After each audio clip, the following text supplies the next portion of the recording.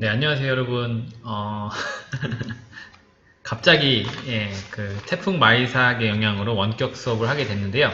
원래는 제가, 지금 오늘 다룰 내용을 다음 주에 다룰 예정이었고, 원래 이번 주는 여러분 저번에 묶었던 그 레시피 정리 한 번 더 하고, 확실하게 정리하고, 그거에 대해서 짚어드리고, 그리고, 뭐, 조별로 뭐 그런 것들 이제 기타 등등 몇 가지 이제 이론적인 거를 미리미리 수업하려고 했는데, 갑자기 이렇게 원격 수업을 4시간짜리를 만들어야 돼서 뭐 할까 생각하다가 그냥 다음 주에 할 걸 미리 땡겨야겠다. 그래서 다음 주 거는 실습 동영상을 제가 찍든 그런 식으로 진행을 할 테니까요.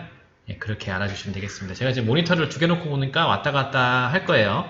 그거는 참고하시고, 그럼 이번 시간에 어떤 걸 제가 여러분께 말씀을 드릴 거냐면은 2학기 때 이제 어떻게 평가할 건지에 대해서 말씀을 드리고, 그 평가할 내용들에 대해서 미리 말씀을 드리겠습니다. 그래서 여러분은 미리미리 제가 외워야 한다고 하는 것들을 외우시고요. 이제 오프라인으로 학교에 오셨을 때 바로 시험을 볼 수 있게 준비를 하셔야 됩니다. 미리 말씀드립니다. 자, 그러면 제가 이제 다시 한번 평가계획서를 짚어드리도록 하겠습니다. 네. 잘 보이시죠? 네.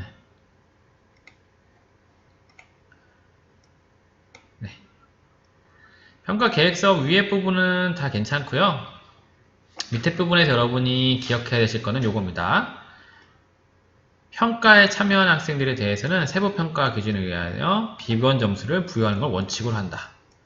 기본 점수를 부여하려고 하겠으나 실습에 있어서는 제가 기본 점수를 부여하겠는데요. 서술형 평가에서 아무것도 쓰지 않는 사람에 대해서는 당연히 0점을 부여할 겁니다. 그리고 혹시라도 학교에 잘 나오지 않는 학생이 있을 경우에는 0점을 부과할 예정입니다.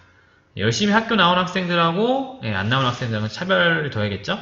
그래서 0점을 부여할 수 있으니까 수행평가 할 때 꼭 학교 잘 나오시기 바라고, 그리고도 제가 몇 번 정도 더 수행평가 때 뭐 피치모차 사정으로 학교를 못 나온다고 하면 그 뒤로도 제가 계속 기회를 드릴 텐데, 그럴 때마다 만약에 피하신다 이러면은 응시 거부로 보겠습니다. 그래서 그거 기억하시고요.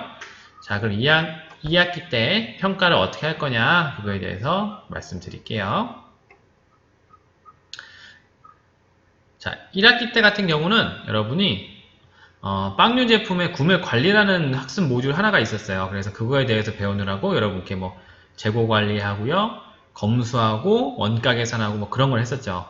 근데 이번 학기에 여러분이 배우게 될 능력 단위는 재료 혼합입니다. 재료 혼합은 말 그대로 계량해서 반죽까지 하는 건데, 여러분 실습할 때 재료 혼합만 하고 반죽까지 하는 게 아니고 성형하고 굽는 것까지 다 하죠. 만약에 재료 혼합만 한다고 하면 이론으로만 배우던가, 아니면은 정말 재료 혼합까지만 하고 재료를 버리게 되는 상황이 되는데, 그럴 수는 없으니까 굽는 것까지는 다 하는데, 평가도 굽는 것까지 다 할 겁니다. 그 평가한 것들을 종합을 해서 재료 혼합이라는 곳에 넣을 거기 때문에 여러분이 나중에 제가 점수를 부여했을 때 왜 이렇구나를 여러분이 잘 이해하셔야 됩니다. 지금 제 말이 무슨 말인지 잘 모를 건데 그 밑에 부분 내려가서 더 설명을 드릴게요. 자, 그러면 수행평가 이제 100%로 2학기 때도 보게 돼서 지필평가는 없습니다. 대신에 서술형 평가로 20%, 그러니까 100점 만점에 20%를 서술형 평가로 보고요. 나머지 80%를 작업장 평가, 즉 실습으로 할 겁니다. 실습으로 이렇게 진행을 할 거니까요. 여러분이 서술형 평가도 꼭 열심히 해주셔야 되지만, 특히나 실습 열심히 해주셔야 되고요. 제 실습에 있어서 가장 중요한 거는, 저는 여러분 실습할 때마다 매번 평가를 해서 최종적으로 평균 점수를 부여할 겁니다. 평균 점수를 부여할 건데, 평균 점수, 근데 여러분이 이제 주의하실 게, 만약에라도 질병이라든지 그런 걸로 그날 실습을 하는 날 못 나왔다, 그럴 경우에 그날 점수는 최저 점수예요. 최저 점수. 왜 그렇게 되느냐, 저는 그겁니다. 실습을 함에 있어서 기술을 배우는 것도 중요하지만 평소에 자기가 몸을 관리해서 얼마나 학교에 빠짐없이 나오냐, 이것도 전 점수에 반영돼야 된다고 생각하는 사람 중에 하나거든요.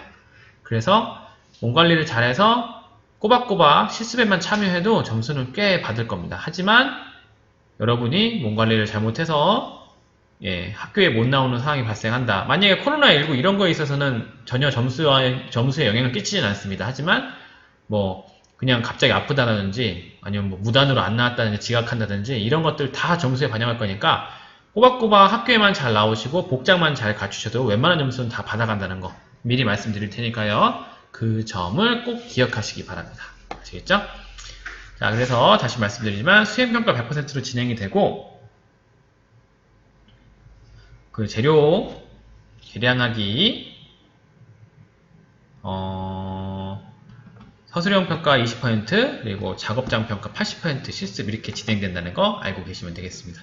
제가 잠깐 핸드폰으로 눈이 가는데 이유가 지금 보건실에서 계속 연락이 와요. 뭐 무심 그림피아 뭐 그런 것 때문에. 그래서 잠깐 눈이 이상한 데로 가도 이상한 데는 아니죠. 다른 곳으로 가도 좀 이해해 주시기 바랍니다. 자, 그러면 이제 서술형 평가 어떻게 볼 건지에 대해서 오늘 하루 종일 설명을 드리고요. 이건 여러분이 꼭 외우셔야 되는 것들입니다. 외우셔서 다다음 주 그러니까 9월 17일 날 여러분에게 서술형 시험을 볼 거라는 걸 꼭 기억하시기 바랍니다. 네, 9월 17일입니다.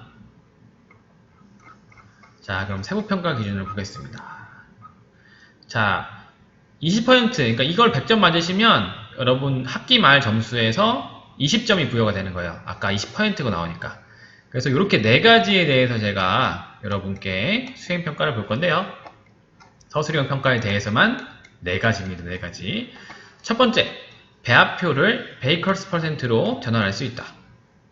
베이커스 퍼센트라고 하면 이따가 설명을 드리겠지만 밀가루를 100이라고 가정해서 그 비율에 따라서 물이 몇 %다, 뭐 소금이 몇 %다, 이런 식으로 이제 베이커스 퍼센트라고 그 재료 레시피가 있고 그 옆에 베이커스 퍼센트가 있어요. 그렇게 하는 이유는 밀가루를 기준으로 해서 물과 소금과 설탕과 유지 이걸 비율을 봤을 때는 제빵을 어느 정도 하신 분들은 이게 어느 정도 빵이라는 게 베이커스 퍼센트만 보고도 빵을 이해를 할 수 있습니다. 그냥. 근데 그 베이커스 퍼센트 없이 그냥 레시피, 예를 들어서 뭐 밀가루가 1000g이고 여기에 따라서 뭐 설탕이 몇 그램이 이렇게 그램수로 되어 있으면 그냥 딱 그 숫자를 봤을 때 이게 어떤 빵이겠구나, 이게 전환이 안 돼요. 바로. 그래서 베이커스 퍼센트라는 걸 사용하니까 여러분도 이게 어떤 건지를 파악을 하시고 제가 설명을 드릴 거예요. 파악하시고 제가 빈칸 가로를 만들 겁니다. 그러면 이거를 여러분이 산수예요. 산수. 1학기 때도 산수였는데 조금만 복잡하니까 바로 두 손 두 발 다 드시는데 산수입니다. 산수. 산수는 고3 정도, 고등학교 정도만 할 수 있어야죠. 산수 문제니까 그 베이커스 퍼센트를 가로 안에 채우시는 그 문제입니다. 총 5개의 빈칸을 만들 거고요. 그 5개 다 맞으시면 25점 만점을 드리도록 하겠습니다. 자, 두 번째는 원재료 7가지의 전처리 방법을 서술할 수 있다. 전처리 방법인데요. 1학기 때 여러분이 배우신 거는 원재료들의 특성에 대해서 특성에 대해서 설명드렸었습니다. 제가 밀가루는 물과 만나서 그 안에 있는 글루텐인과 글루아딘이 물과 힘을 만나면 글루텐으로 변한다. 그래서 이게 빵 반죽할 때 가스 포집하는 데 역할을 하고 기타 등등 막 설명했었죠. 요게 머릿속에 있어야 돼서 이제 1학기 때는 그걸 했었고 2학기 때는 이 특성을 갖고 있는 재료들을 어떻게 처리할 것인가에 대해서 설명을 하고 수업을 하겠습니다. 그걸 아셔야지 여러분이 이건 이렇게 처리해야 되는구나, 그래야지 빵을 잘 만들 수 있구나, 이거를 이론적으로 바탕에 깔 수 있는 거죠.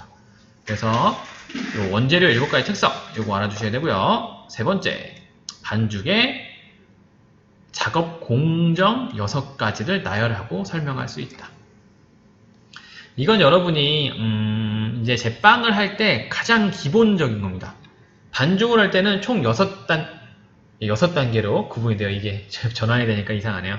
6단계로 구분이 되는데 미리 말씀을 드리면 픽업, 클린업, 발전, 최종, 과반죽, 파괴, 이런 6단계로 구분이 되는데 그 단계를 조절하실 수 있어야지 여러분이 100% 글루텐이 어떤 거다라는 걸 깨닫고 그때 최종적으로 그걸 빼내고 아 이게 반죽을 이렇게 쳤을 때 빵이 이렇게 나오는 거를 이론적인 바탕을 깔 수 있습니다.